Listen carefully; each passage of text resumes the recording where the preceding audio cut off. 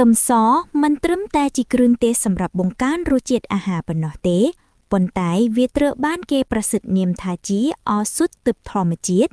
ដែលមនុស្សលោកបានប្រើប្រាស់ក្នុងការព្យាបាលជំងឺរាប់ពាន់ឆ្នាំមកហើយមកទល់បច្ចុប្បន្នគ្រូពេទ្យនិងអ្នកជំនាញផ្នែកអាហារូបត្ថម្ភជាច្រើននៅតែបន្តណែនាំឲ្យយើងបរិភោគខ្ទឹមសយ៉ាងហោចណាស់មួយកំពឹសជារៀងរាល់ថ្ងៃតើមកពីមូលហេតុអ្វីនេះគឺជាអត្ថប្រយោជន៍ដ៏អស្ចារ្យដែលអ្នកនឹងទទួលបានពីការទម្លាប់ញ៉ាំខ្ទឹមសហេតុអ្វីបានជាខ្ទឹមសមួយកំពឹសគឺជាមិត្តដ៏ល្អបំផុតរបស់សុខភាព1អាវុធដ៏មានឥទ្ធិពលប្រឆាំងមេរោគនិងបាក់តេរី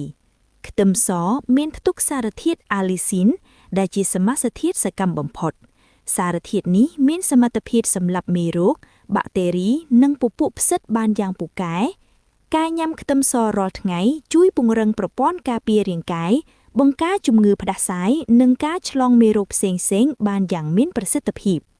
2ការពារបេះដូងនិងសរសៃឈាមខ្ទឹមសគឺជាអ្នកសម្អាតសរសៃឈាមដ៏ចំណានវាជួយបញ្ចុះសម្ពាធឈាមស័ក្តិសមបំផុតសម្រាប់អ្នកដែលមានជំងឺលើសសម្ពាធកាត់បន្ថយជាតិខ្លាញ់អាក្រក់ LDL ជួយទប់ស្កាត់ការកកស្ទះក្នុងសរសៃឈាមដែលជាមូលហេតុចម្បងនៃជំងឺគាំងបេះដូងនិងគ្រោះថ្នាក់សរសៃខួរក្បាល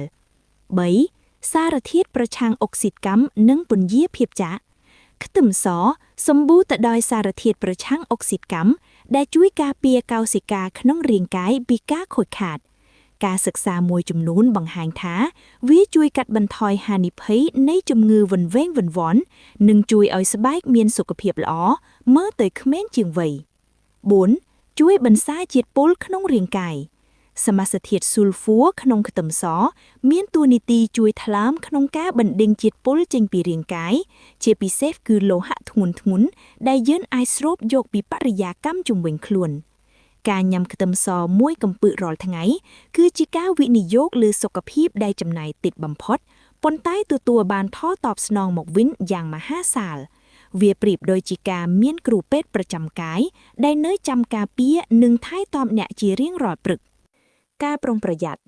ព័ត៌មាននេះគ្រាន់តែជាចំណេះដឹងទូទៅប៉ុណ្ណោះបើសិនជាអ្នកមានបញ្ហាសុខភាពមិនប្រក្រតីណាមួយសូមមេត្តាទៅជួបពិគ្រោះជាមួយគ្រូពេទ្យជំនាញដើម្បីទទួលបានការធ្វើរោគវិនិច្ឆ័យ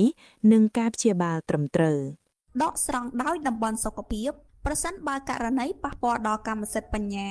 សូមតាក់ទងមក Telegram តំបន់សុខភាពសូមអរគុណ